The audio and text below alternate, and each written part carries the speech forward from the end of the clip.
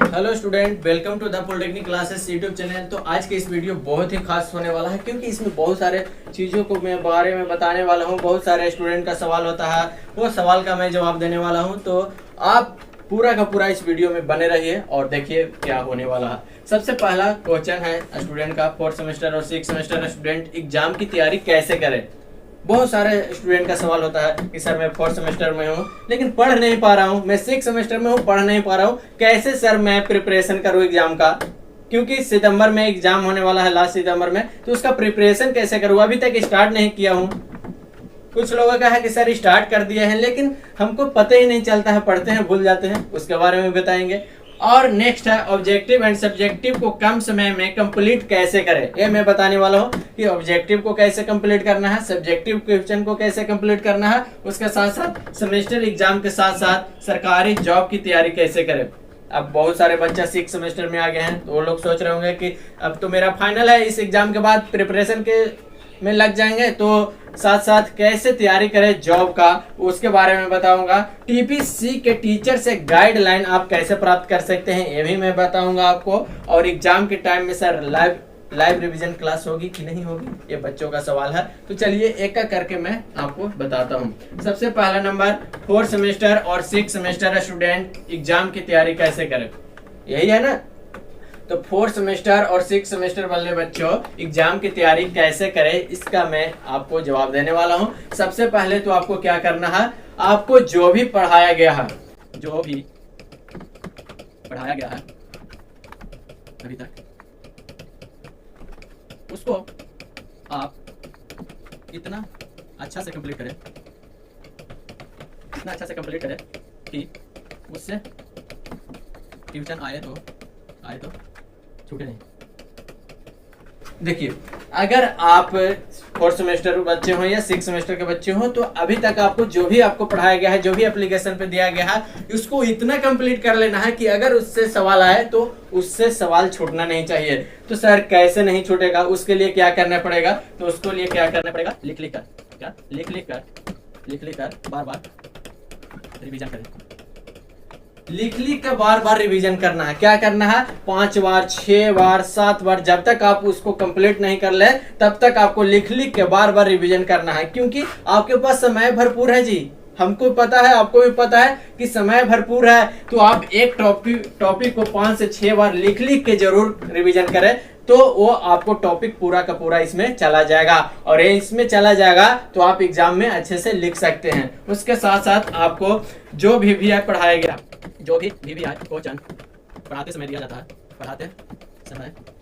जाता है, उसको अलग कॉपी में बनाएं तो वो आपको क्वेश्चन बैंक की तरह काम करेगा। जो भी आपको भी क्वेश्चन बताते हैं कि ये देखो यहाँ पे ये क्वेश्चन आ सकता है एग्जाम में, तो क्वेश्चन आप लिखिए और उसको अलग कॉपी में उसको तैयार कीजिए, उसका आंसर लिखिए। तो वो क्वेश्चन आपको क्या करेगा कि एग्जाम के समय में आपको क्या करेगा, बहुत ही हेल्पफुल होगा। भी आप इधर उधर खोजने नहीं जाना पड़ेगा, वही आपका क्वेश्चन बैंक, आपका कॉपी तैयार होगा और उससे आप बार बार रिविजन कर सकते हैं। तो ये चीजें अपनाइए, अभी नहीं अपनाइएगा तो बाद में पछताइएगा। इसीलिए कहता हूं कि अपना लीजिए अभी, ताकि बाद में पछताना नहीं पड़े। अभी नहीं अपनाइएगा तो बाद में पछताइएगा ही। अब आगे क्या है सर, हाँ आगे क्या है, सब्जेक्टिव कंप्लीट कैसे करें। तो सब्जेक्टिव कंप्लीट करने के लिए जो आपको VVI दिया गया, पहले तो पूरा सिलेबस जो आपको दिया गया है उसको कर लेना है। उसके बाद सर जो VVI बताते हैं उसको अलग कॉपी में क्या करना है, तैयार करना है। तो क्या बन जाएगा, आपका क्वेश्चन बैंक बन जाएगा। क्या बन जाएगा, क्वेश्चन बैंक बन जाएगा। आपको बाजार से लेने की जरूरत नहीं है, सबसे घटिया होती है। बस उससे आप ये ले सकते हैं कि क्वेश्चन कैसे पूछा जा रहा है, वो बस। उसके बाद उसका आंसर बहुत ही घटिया है। तो आपका क्वेश्चन बैंक आप खुद से तैयार कर सकते हैं। आप 4th सेमेस्टर में और 6th सेमेस्टर में पहुंच चुके हैं तो आप बाहरी चीजों को दूर रहिए, आपका खुद का मेहनत, आपका सेल्फ कॉन्फिडेंस आपको मजबूत बनाएगा और आप क्वेश्चन बैंक अपने से तैयार कर सकते हैं सब्जेक्टिव का। अब ऑब्जेक्टिव का कैसे करें सर, ऑब्जेक्टिव ऑब्जेक्टिव के लिए आपको खुद से मेहनत करना पड़ेगा और आपको सब्जेक्टिव पढ़ रहे हैं उसी में से आपको ऑब्जेक्टिव ढूंढना पड़ेगा कि कौन सा ऑब्जेक्टिव इससे निकल सकता है। आप इतना तो कैपेबल हो गए होंगे कि आप वहां से ऑब्जेक्टिव निकाल सकते हैं और उसको पॉइंट टू पॉइंट ऑब्जेक्टिव लिख सकते हैं एक एक लाइन का। और सर तो बताते ही हैं लेक्चर में कि हाँ जी यहाँ देखो ये इंपॉर्टेंट है, ये ऑब्जेक्टिव में पूछ सकता है, तो सब छाटिए, अलग बनाइए। इसका अलग बनाने से क्या होता है ना कि एग्जाम में आप समय नजदीक आएगा तो इधर उधर खोजना नहीं पड़ेगा, आपको इकट्ठा एक जगह हो जाएगा कि हाँ यूनिट 1 से इतना 10 ऑब्जेक्टिव है, 20 ऑब्जेक्टिव है, ये बहुत इंपॉर्टेंट है, वो आप यहाँ पे लिख सकते हैं अलग कॉपी में। सब्जेक्टिव के भी बता दिया कि क्वेश्चन बैंक कैसे तैयार होगा सब्जेक्टिव का। उसके बाद ऑब्जेक्टिव का क्वेश्चन बैंक कैसे तैयार होगा, तो सब्जेक्टिव जो आप पढ़ रहे हैं, जो सर बता रहे हैं, लेक्चर देखिए, लेक्चर से एक एक सब्जेक्टिव वहां से निकालिए और यहाँ पे लिखिए। उसके साथ साथ MCQ